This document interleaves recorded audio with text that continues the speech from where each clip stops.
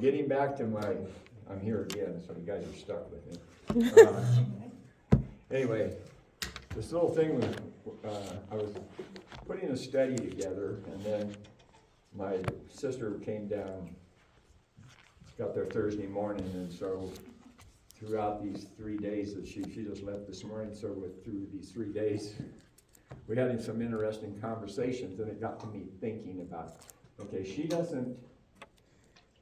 I don't know what type of Bible study she goes to, but she gets very avid about going to Bible study every Wednesday. They go to Bible study. She goes to church every Sunday.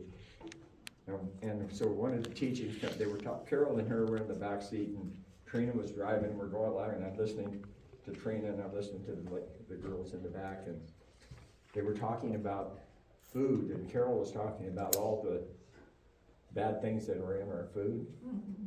And I know a lot of you guys, you look at what we eat, and you look at your food, and you see the ingredients in it, and you see that there's a lot of stuff in there that we really don't need. So they were talking back and forth, and then shellfish come up about lobster, right? And so my sister said, oh yeah, they have lobsters on sale somewhere. And Carol said, well, we don't eat lobster anyway. And she said, well, why? And she said, well, it's not food. And she said, well, of course it is. It's food. And she says, and it's okay. You can look in the Bible and find that it says it's okay to eat any kind of food. And I says, well, where is that at? And she goes, it's in Colossians. And I says, it says that all foods are good. Has anybody read that in Colossians?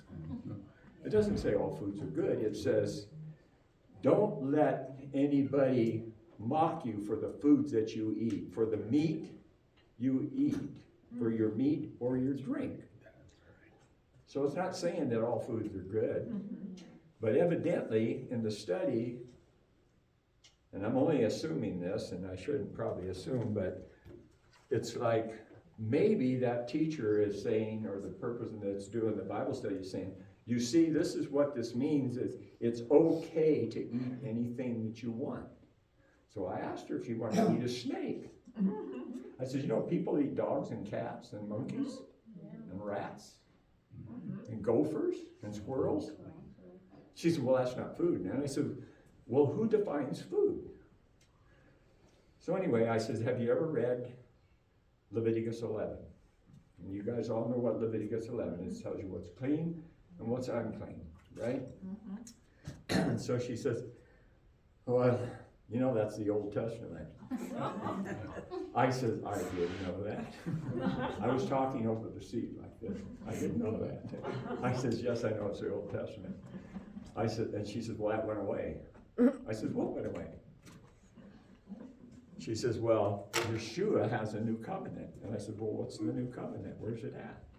She said, well, it says in there it's a new covenant because he come to clean everything. And I said, well, what about there won't be no jot or tittle changed until all things all things are fulfilled. And Carol started. So anyway, it ended up. So anyway, I got me thinking, how do people come to the conclusions they do, and how many misunderstandings do we have, or do other people have about things in there? Never did go back to the conversation because it was Carol and her were getting like this, and Trina was like, we don't need politics, we don't need religion, we don't need, let's talk about something else. She was kind of being the peacekeeper. I didn't get into it after that, I just left it alone. But anyway, have you ever thought why people think the way they do? How many of you can recite can know where every verse in the Bible is? If I said, what verse and chapter in Colossians it says that, could you just pop it out of your head? No. Well, I know I can't because I'm not built that way. My brain don't work that way. I know that I've read it, and I knew what I'd read, but I had to go, and she gave me a hint. It was in Colossians, so I had to look at 4 short chapters. But it's very simple in there. And while we were in this conversation, I says, have you ever thought of reading the whole context of the chapter or of the book that you're reading? And she says, yes, and you should remember that. So I'm going, oh wow, I wonder what I missed. So I got home, and this changed my teaching for this week. I stayed away from the Torah portions because I knew I'd be messed up on that one. Anyway, just a second here, I gotta find the right stack of papers, because this got me off onto a path that was like, from one end of the spectrum to the other end, and this is I'm gonna be jumping around a little bit, and I'm not, like John said, I'm not trying to make something fit where I want it to fit.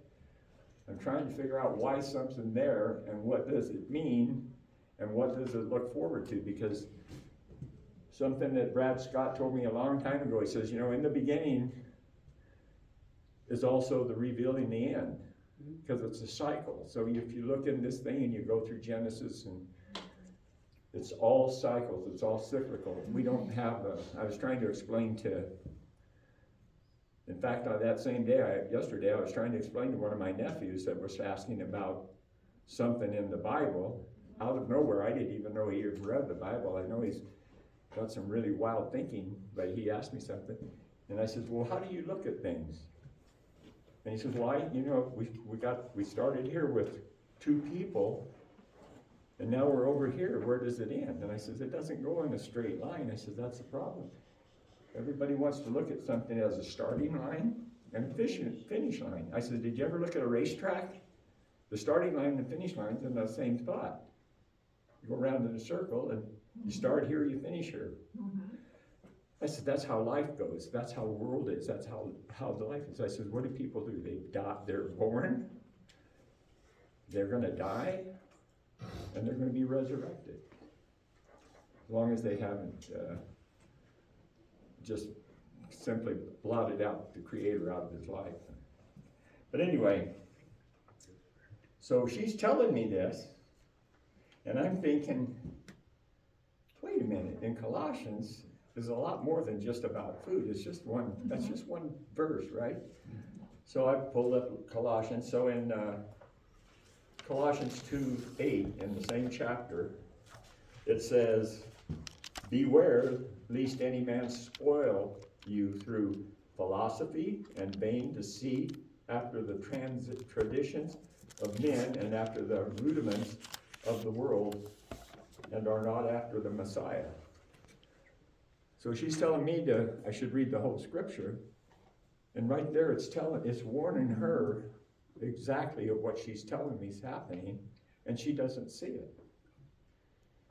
So I'm gonna put this together, and I'm gonna send it to her. I'm gonna write it and put it in some writing, mail to her so she can study it out instead of just listening and trying to remember what I said.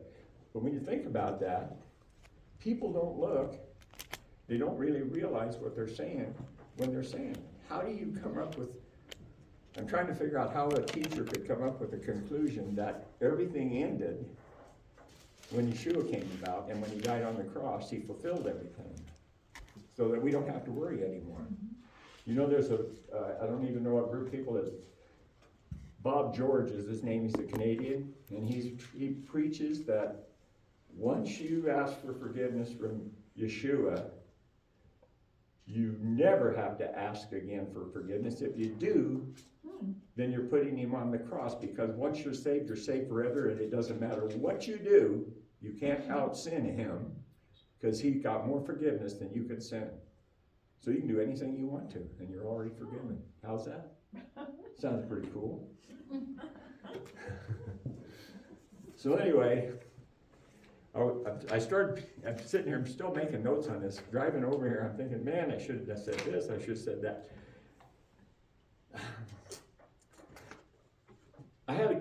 This kid's asking me this question: how could two people create this many people? I said it wasn't two people, it was 8 people. Right? It was Noah, okay? Yeah. I did math on this one time. In something around 20 generations, it takes over 1 million people for each one of you sitting here to get together. Every person in here, in 20 generations, it took 1 million people so that you could be on the face of this earth. How's that for math? No, I'm serious. Sit down and do it. Figure out it takes 2 people to make a person one. And you start out with 1 and start adding 2, and you keep going through it, and you're going to come up, I think it's around 18 or 19 generations. You're going to look at 1 million people because you're here. That's how important you are to the Creator.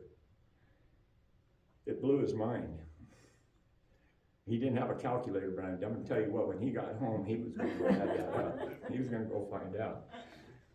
He says, I just don't know how 2 people could do all of this. But it happened. So, like I said, my mind's not fixed on how to come up with a verse. I can't, if somebody wants to know something and I recite a verse, I can't tell you where it's at. But I'll go back and look at it and write it down so that I can remember it, as long as I got that piece of paper in my pocket and I can pull it out and look at it. How's that? So let's go back to the beginning. And I'm gonna be shuffling around a little bit. So you guys are all used to me throwing my papers around, right? It says, in the beginning, Elohim created the heavens and the earth. And that was it. It was six words if you do it in the Hebrew. He created, in the beginning, Bereshit, created, he, then we put the he in there, Aleph Tav, earth, Aleph Tav, and the heavens, okay? It's kind of like 6 words in there, that's all it did. So the Aleph Tav has a meaning in it. So, we read in John, the word was in the beginning. You couldn't have a word without an alphabet. So when you see that Aleph Tav in there, that's the first and last letter of the alphabet, and you've heard me talking about it. It is very important because it's showing you the manifestation and the signature of the Creator of what's going on in that scripture. And there's some areas where you won't see an Aleph Tav. When he's going through Abraham, only time it gets to an Aleph Tav is not when Isaac, it's with Ishmael. Because he's making a point with Ishmael. He's not it. But I want you to know he's not it because I said he's not it. Puts a signature on it. And there's a lot of, that's just one of them, but there's a lot of those in the scripture like that. So it's the first and the last letter of the alphabet. It makes up the word. So when you see in John the word, everybody says, well, the word is Yeshua. Well, is the word Yeshua? Who is Yeshua? And this is Yeshua is the Creator. He's a manifestation. He's the fleshly embodiment of the Creator. It says in John 14, I think it is, it says that the one that was rejected, or the one that was most of the actual Hebrew, or the actual teaching is he that was rejected became flesh and walked among men, okay? Well, you have to go back to Samuel to see who was rejected. He says, they rejected me as king, Samuel, not you. They didn't reject you, they're rejecting me as king. We'll give them a king, and you tell them what's going to happen when they get a king. So that's where we get that. He was the one that was rejected, and he became flesh and walked among men. He was Yeshua. Yeshua means Yah's deliverance, Yah's salvation. You can use salvation, but the basic word is one, Yahuwah delivers, is basically what that means. So when we say that the word is Yeshua, yes, the word is Yeshua because the word is Yahuwah, but Yahuwah made the alphabet so that we have the alphabet so that we have the scriptures. It was a pretty good idea with him. Could you imagine if we had to go through like those people did and have it recited to you by memory or however it went down, however they wrote it? How did Moses write all this stuff down? Some say they wrote it on a stick, or on a scroll. But they had to write all this thing down. But I think that maybe when he was writing the things down, that the Creator gave him the mind to understand and to absorb that so that he could expel it. Same way with Yeshua or Joshua when he took the people into the land. There was things that he was told that were covenants. There was with the people, that they were to do certain things. And we kind of don't look at that, but those things are all in there. So he gave us the instructions of what we're supposed to do, all through the scriptures. Mm-hmm. So I'm reading along and I'm saying, okay. I looked at one and it says, my sister says, well, when they put the paper on the cross, when Yeshua was crucified, that it was said, that wiped out everything. I said, no. I said, it just wiped out the death. It was the certificate of death that he died, he fulfilled that. That's the promise of you being eternal life with the Father. And I said, if you're his people and you're following his teachings and his instructions, which he says in Revelation, that you understand the covenants, commandments of Yahuwah, and you have the testimony of Yeshua. It takes two things. You can't have one or the other. You've got to have them both to be the children of Israel, to be his people. Now, it doesn't say anything about sins in there, because there's nobody in this room that hasn't sinned and won't sin again, because we are human beings. He's put it in us. We can try. I fall down more than I stand up straight, okay? Really. I just think about your life when you're walking, how many things you do, and you go, well, you know. And then you sit there and you pray about it at night and say, oh man, I hope you forgive me for this, you know. He will forgive us. I know he is. He knows that we're human beings, and he knows that he created us and that we're going to do things like that. And he knows that we're going to be judged for them. Because he says at the white throne judgment, all whose names are in the Lamb's book of life will be judged for what they did on the earth. So I didn't want to get on. But anyway, so when you're going through the Genesis, we come to this little deal about Noah and the flood. So he revealed himself all the way through the scriptures by putting the thought, whether he spoke to him, I don't know if he spoke out loud, but if he did, it was only the person that he wanted to hear it, heard it, okay? Put it in their mind. So he said, build an ark, and we're going to do this, and I'm going to wipe out the whole earth because they're all not worth keeping, all right? I'm sorry I created it, okay? So you have 8 people in that ship. What starts something? You know, in the beginning was the first chapter of Genesis, but when you get to Noah, it's 8 people. And I was thinking about that, and then all of a sudden I get this number thing into my head, the number 8. What does the number 8 mean? New beginnings. It means completion, but it also means new beginning. It has 2 meanings for it. It's completing one thing, but it's beginning another. So if you go back to creation, you have the first day, the 7th day, and he rested, and then the next day was the first day, but it was the 8th day because it was a new beginning. Does that sound logical? Here's another thing. I started looking at, there's 80 times in the scripture that the number 8 is specifically pointed out. 8 I don't know if it's in the New Testament or the Old Testament, but anyway, Abram, before he became Abraham, had 7 promises. And then he had Isaac, and he had the 8th promise. Pointing to Isaac was a new beginning, okay? It was ending one era and starting another one. So one ended with Ishmael, and it started over with Isaac. And Isaac was the chosen one. That was where the promise was following. This is probably, maybe not interesting, but to me, start looking at it, it makes, you know, look at the 7th month and the Feast of Tabernacles. It's a 7-day feast. The first day is the Sabbath, 7 days, and then the next day is the 8th day. In fact, they have the name for it. It's the great day, or the 8th day, but it's the beginning of the new cycle. It goes. Now we're going to go around and start Passover and work our way back to that, but it's going to start over. It's the end of something, but it's the beginning of it. It's also a picture of the kingdom of heaven, okay?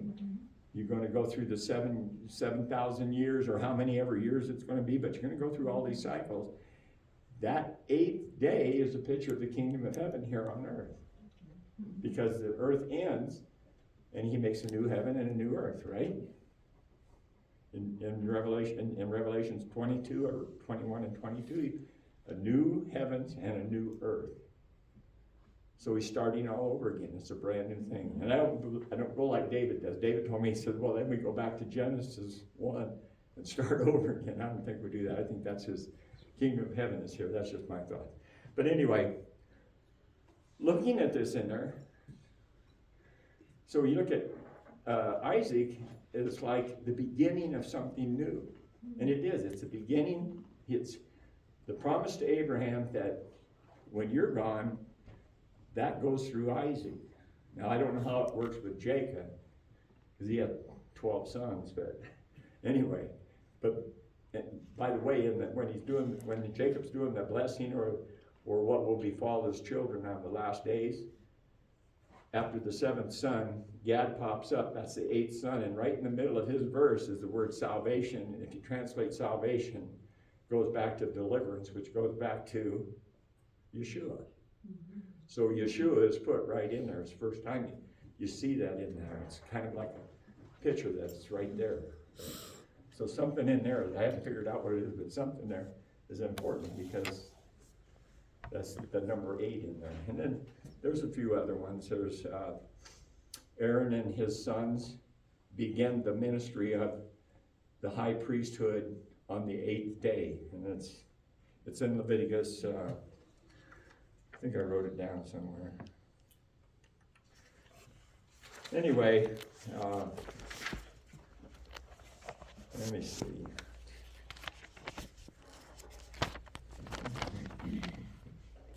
Yeah, Leviticus 8:31 to 36. It tells you when they started it, and they wrote through the sequence, and it was on the 8th day after they set up the tabernacle that they went in and dressed them and ordained them into the ministry. And let's see what else. So, okay, King David was the 8th son. So Saul ended, right? I mean, he was ended as far as the creator was concerned. And David was the 8th son of Jesse, which was a new beginning of the kingdom, right? So it's amazing how these things work, and they all just kind of fit in there. So I'll tell you what, my brain was going from left to right to left, because every time I laid down, something would pop in my head. I was in bed one night, and I started thinking, why? What was the sin that Adam and Eve, what was the sin of Adam and Eve? Disobedience. Disobedience. He gave them one thing to do, right? Of what two? He told them to be fruitful and multiply. Don't eat of the tree of the knowledge of good and evil that's in the center of the garden, right? Don't eat of that. That's the only thing they had to do. They were perfect. And they ate of it, so here we are today. When you look at how he set things up, he knew from the very beginning what the end was going to be, and he was setting it up to make the end the way it is, and everything that's in there's nothing by happenstance, it's all there. So when you're looking, so I was just popping along through here. So I'm looking at how these things, when you get into the New Testament, everybody's talking about, well, Yeshua did this and Yeshua did that, and he stopped this and he started this, and now you don't have to do this because, he died on the cross, his blood covered us, and, you see people with their big crosses in the front yards now, great big ones, and it says the blood of Jesus on it. It's kind of, that cross is kind of a, if you really look at that cross, that's not a very good symbol. In fact, it's through paganism all through the scriptures. And then we had the new pope, the vicar of Christ on earth.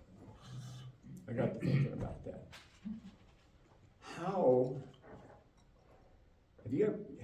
Is anybody in here Catholic or came from Catholicism?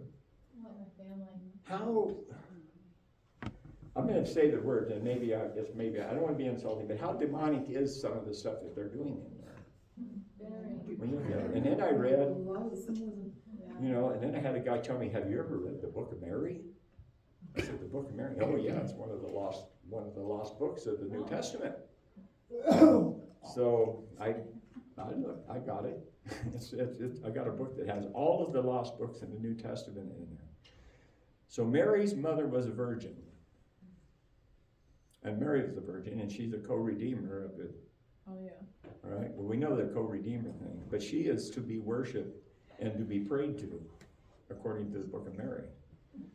And I'm thinking, man, I hope people don't buy that stuff, buy into it, but evidently somebody wrote these. I don't know who wrote these things, but there's about 10 or 15 books in there, and most of them are just way off. They got two more books of Peter and a couple more books of Timothy and some of that other stuff. And basically some of them, and there's some of them are basically just rewrote something that in the scriptures already rewrote under somebody else's name or under the same person's name. But anyway, so I got to how do we get to David? You know, we have the genealogy of David, but in Isaiah 11:1, it talks about the righteous branch, okay? And the righteous branch is Natsar, not Nazarene or Natsar, it's Natsar, and it means branch, but it means to grow, to spread, to produce fruit. And that's what Yeshua was. He was the branch that Isaiah talked about. Some of them will say bud, it's a bud, but the bud means the thing. When you take all the words back, it goes to branch. Start out with the rod is a hard, so there's a rod of Jesse, and this branch that has this arm that reaches out, and you can reach what the branch is doing, anything. But anyway, he was the Natsar, he was the branch. So when you read in Romans in Acts, when Paul is being condemned by the people, and he's the ringleader of that rebel Nazarene, those people, those rebel rousers of the Jews. It's worded something like that. So then we have that word been translated over to Nazarene. So now you see the Nazarene church, they believe they're the branch because we're Nazarene, but it was never Nazarenes, it was Natsars. The Nazarene is just the followers of it. They were the followers of the way. So start looking at that.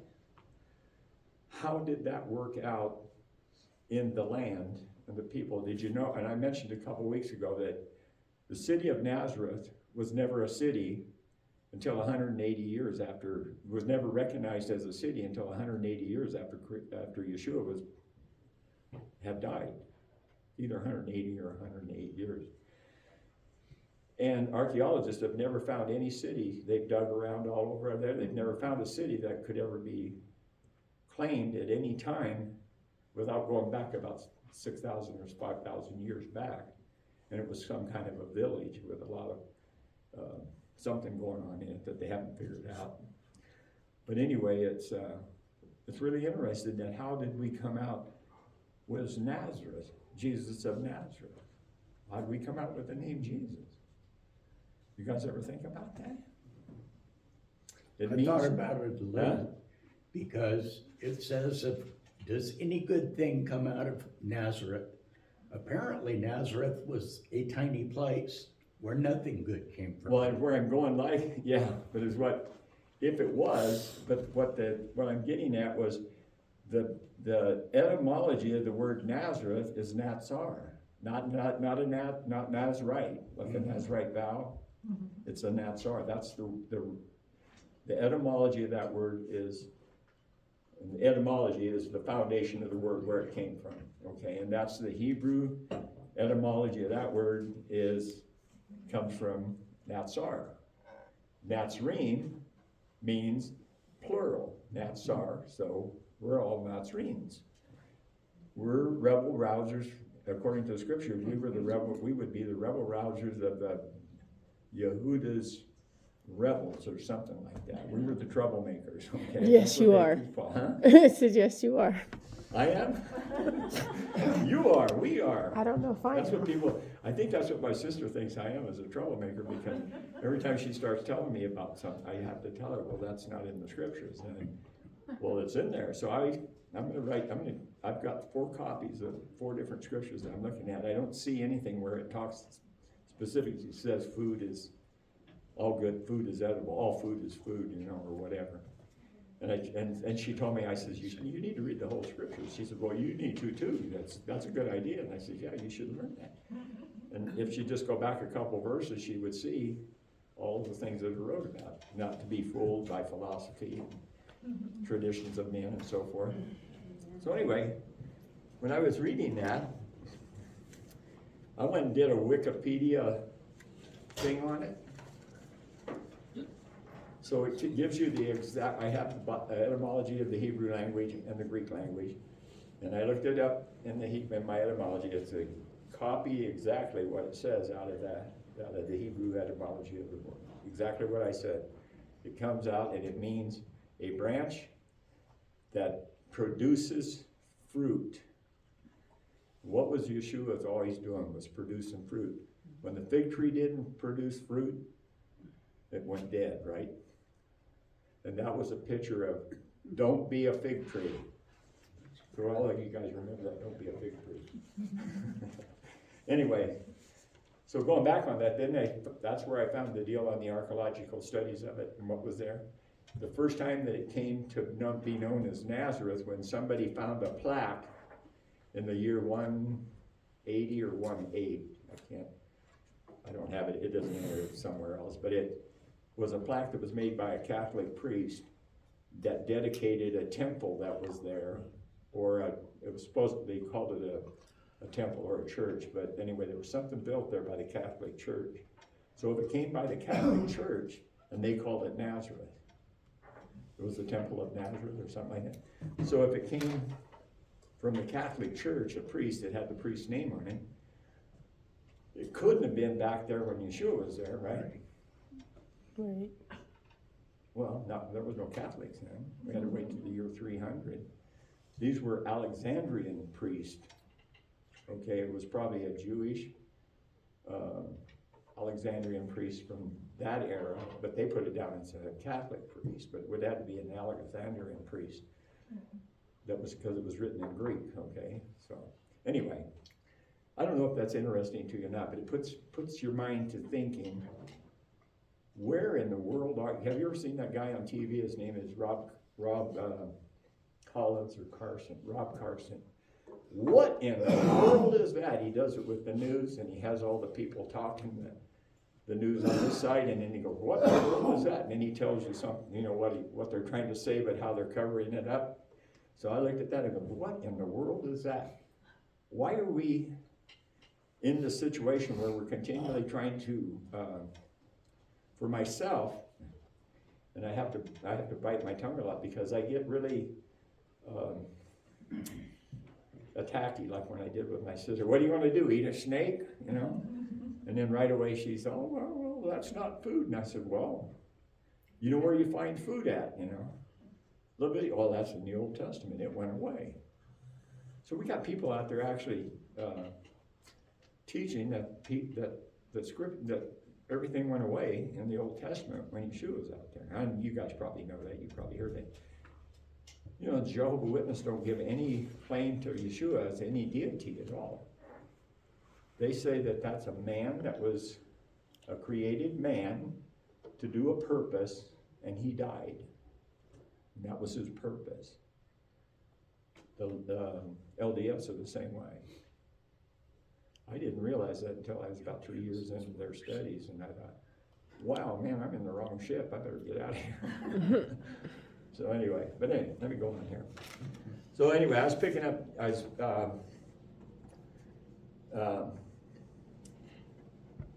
let me see where I'm at here. I jumped all over the place.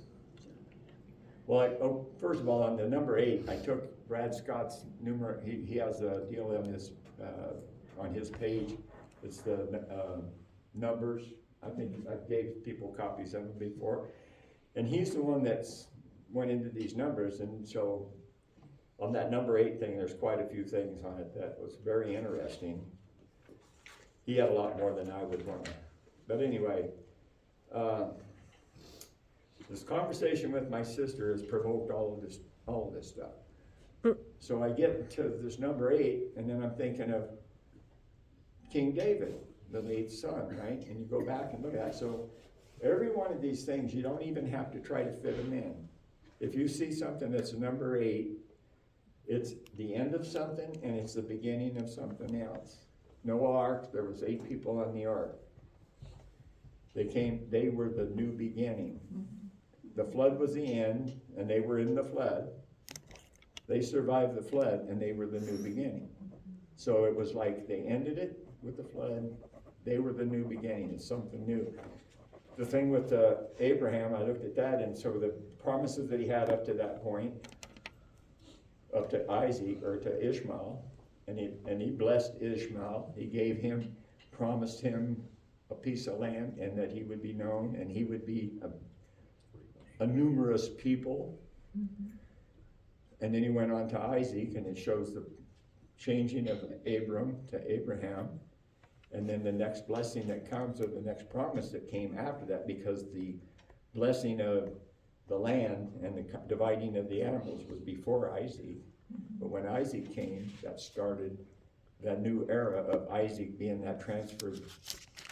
Pretty much says that he is the heir of the or inheritance of the promise, the blessing of the land. So you also have circumcision on the 8th day, and that's the blood covenant of the land, because that's where the blood thing comes from. It's a covenant of the land. So you get it, as I'm reading Isaac, and everybody's read him going to sacrifice Isaac.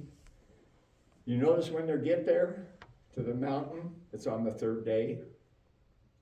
I never noticed it before. I read it, and right over my head, I was looking at what's going to happen up there. I knew the whole deal about the ram in the thicket, but he arrived on the 3rd day. It's just like Yeshua. It's giving you a picture of Yeshua going into the grave, right? On the 1st day, and then on the 3rd day when they got there, because that was the same day that he was sacrificed. It was going to be sacrificed, but his life was spared, which is a picture of Yeshua's life coming out of the grave. It's the resurrection. I mean, he was resurrected from off of that table or that rock or whatever he was going to do to sacrifice him. So he was lifted up, and that's a picture of it. I never noticed that today, but it's on the 3rd day. And you notice, I know you've heard John talk about it. It says, me and the boy will return, wait here to his 2 people that he had with him. But when he goes back, he doesn't go back. You don't see nothing about Isaac until he meets his bride. And so it's almost a picture of, we're not going to see Yeshua until he collects his bride. That's right here. And that gives you that picture. So these things is not only a secular thing that keeps going around and around, it just keeps going back. We keep coming back to the same point, but we always come back to something new starting. Even the 7-day cycle, when it's the 1st day of the month on the Sunday, that 1st day, the sun's day, and it goes around and we hit it again. It's the 8th day. It finished that 7-day cycle, but now it's starting over on the 1st day for another cycle. Same way with the months, the same way with the years, the same way with the 7-year cycles, the 50-year cycles. Shavuot, right? Those are 7s in there. Shavuot's a good picture of that 50-year cycle. It's a good picture of it. And it's 7 months instead of 7 years, or 49 years. But it's 49 days to Shavuot, right? So we have these pictures all over, and we need to look at those and look what he's giving us the same message over and over and over again, that we're going to go through this cycle of life. And yesterday was a perfect example because of my brother-in-law, and when they were putting him in there, and I was, everybody's, talking about him. Everybody remembered Uncle Don, and he was my oldest sister's husband. And he was like a brother. I never looked at him as a brother-in-law. He was like a big brother, because my big brother was off in the Navy, going out in the Navy to see the world and see the sea. And he didn't see me, but anyway. And when he did see me, he just wanted to borrow money from me. But Don was a really, he was kind of a brother figure, and he gave me life lessons. My other brother, my older brother, and I love him, don't get me wrong, he passed away a couple years ago, and he was great. But he gave me flight lessons every day, because I was always running from him.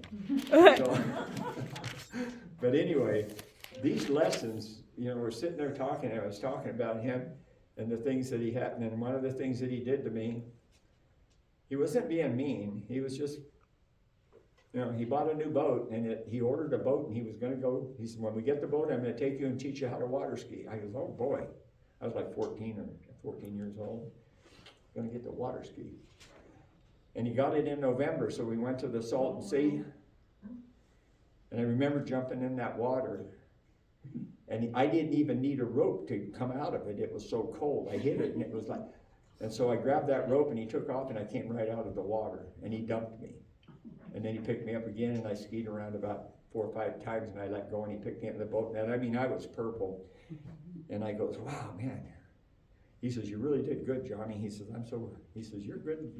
He says, you're just like your sister. You learn fast.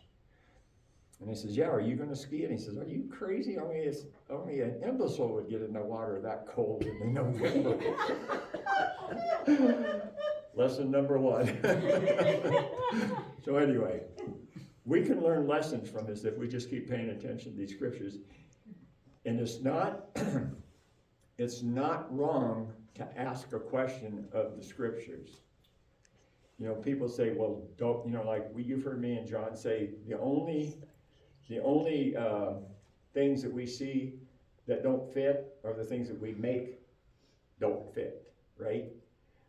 If you see confusion in there, it's not because the scriptures is confused, it's because you're confused. It's your understanding of it. So when I'm reading that, I get to those points and I start asking the question, why did Yahuwah tell Moses or tell Abraham that he was going to take his people into a land, make sojourners and slaves out of them, or they were going to be laborers for somebody other than somebody they wanted to labor for, so say slaves, that they would do this for 400 years. Well, some people look at that and say, well, they were in slavery for 400 years in Egypt, but it doesn't work out if you do the ages of the people, So roughly they were in there between 189 years to 210 years actually in the land. All of that wasn't in bondage, because when David was still alive, they were sought very highly of the Pharaoh that was alive at that time. When they got a new Pharaoh that didn't know Joseph, then that's when the forced labor came into effect. So if you look at it, somebody, I read a real thing that said that Moses' mother was, what the heck was it? Moses' mother was 387 years old when he was born. When I first started looking at it, and I had this deal with Monty Judah, and he was teaching this thing, 400 years, and so I did it all out, and I said, that doesn't work, because his mother would have to be 259 years old. And he says, well, they weren't in the land for 400 years. So my thing was, if she's 259 years old, that would be something. If Sarah was 80 or 90 years old, and she had a child, and that was something, you would think somebody had one when they were 400 years old. That would be something. It's not in the scriptures. So they were in the land 400 years. He says, in the 400 years, in the 4th generation, I'll bring them out of the land. And then when you go through everything, you go through the Passover, you go through the doorpost, putting the blood on the doorpost and everything, and they're leaving, and he says, and he brought them out exactly 430 years. Now I'm looking for that 30 years. Because he said 400, it's very plain, it says 400 years that he would bring them out. So I'm gonna suggest this to you. And it's just a suggestion because I can't, there's no way to figure it, I'm still studying those first. Yeshua met Moses at the burning bush when he was in the land.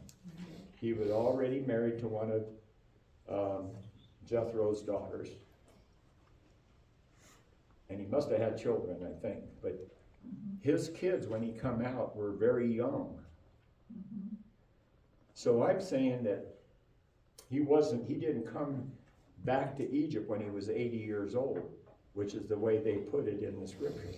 I'm still trying to find the Hebrew text of that thing where it says Aaron was 83 and Moses was 80 years old when they left the land.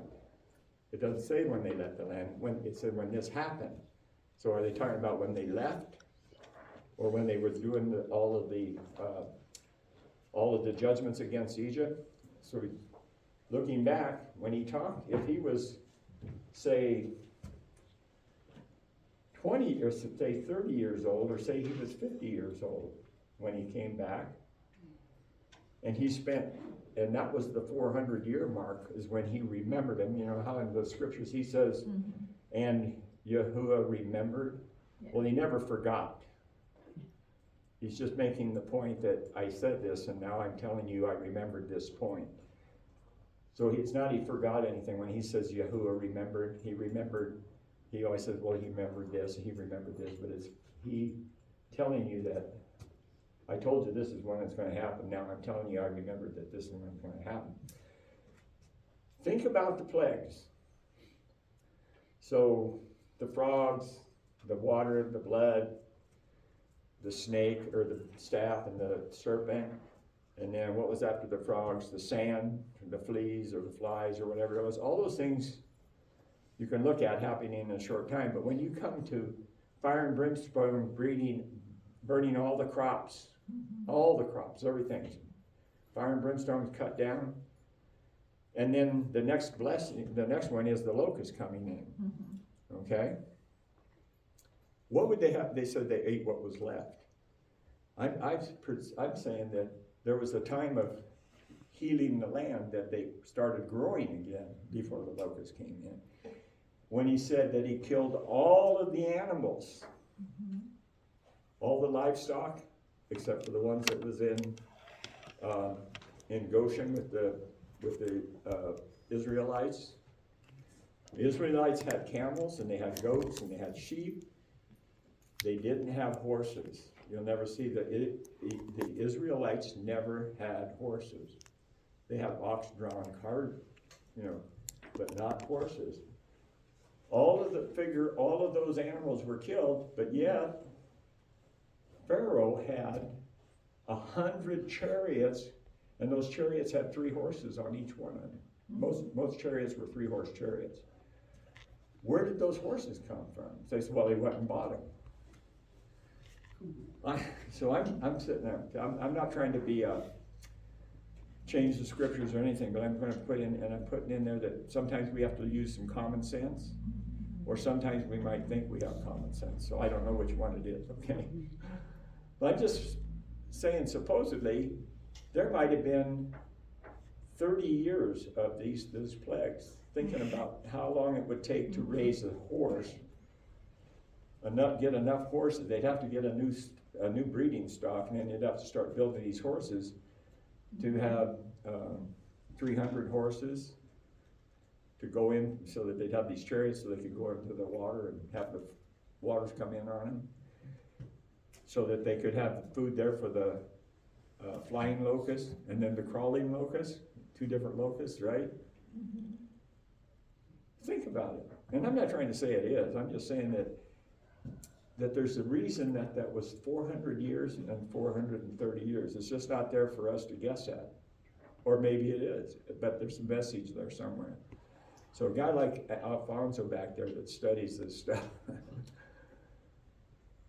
he's those, I do I know he's in the scriptures, and he's probably better at the scriptures than I am. But when you start thinking about these things, it's just like when people look at when it says, and the one that was rejected became flesh and walked among men. or dwelt among men. It's not among because it's in men. He didn't come to dwell among them, he came to dwell in you. Isn't that where he wants to be? In his tabernacle? Each one of us is a tabernacle. When you see temple in the Greek, and you go back and look at the different, it's a sanctuary, it's a dwelling place. So it's a tabernacle. You're not a stationary object, you're a moving object, just like the tabernacle was. So when we look at these things, and I brought that one thing up because it's really been fogging my brain for a while. And every once in a while I think I have the answer, and of course I'm proved wrong. But it's still there. He says, 400 years, on the 4th generation, I will bring them out of the land. Well, Moses and Aaron were of the 4th generation. If you really wanted to count his mother, he could have been the 3rd and the 4th generation, because she was the 3rd generation, his dad was the 4th. So he would have been, she was the 2nd, and he was, she was born to Levi, so she would have been 1st generation, and then her uncle would have been the 2nd generation, so he would have been his son, so he'd have been 4th generation, 3rd or 4th generation. But anyway, when it says that, there's a meaning to it. He's giving you a picture of what, and if you all can do the math, you can find out how old Abraham was when he died, 175 years old. You'll know that the twins, Jacob and Esau, were about 15 years old. Because they'd be right, Jacob, he was 60 years old when they were born. So you can start adding these longevities of their lives up, and right up to going into the land, and it tells you how old Jacob was. He was 137 years old, I think, when he went into the land, and he died at 147. So he was only in there 10 years. Maybe it was a little bit different in there. But you can add that up, and you can see how many years they were in the land that it happened, and it almost works out perfect to 400 years. But again, when in chapter 12 or 13 it says, and he brought them out of the land 430 years. So there's 30 years left. Something to think about. And I'm not trying to make anything more out of the scriptures than it's in there. It's just something that, I guess that's why my brain's the way it is. I can't remember anything, but I can keep looking for it. So, anyway, I'm going to close with that. I know it wasn't much of a, I don't know how to explain it, but it was just thoughts off of my head and things that were happening and things that I think that we could really look at and put into pictures. So when you see that number 8 in the scriptures, think about where it's at and what it's doing, because it's in that cycle. It's the beginning of something new, but it's also the end of something. And it's like every week, every month, every year. One year ends, and as soon as it ends, another one starts. And it's how he works. We're not going in a straight line. So believe it or not, we're going in circles. Anyway, I'll leave you with that. So it's time to prepare our hearts to receive the blessing. all right.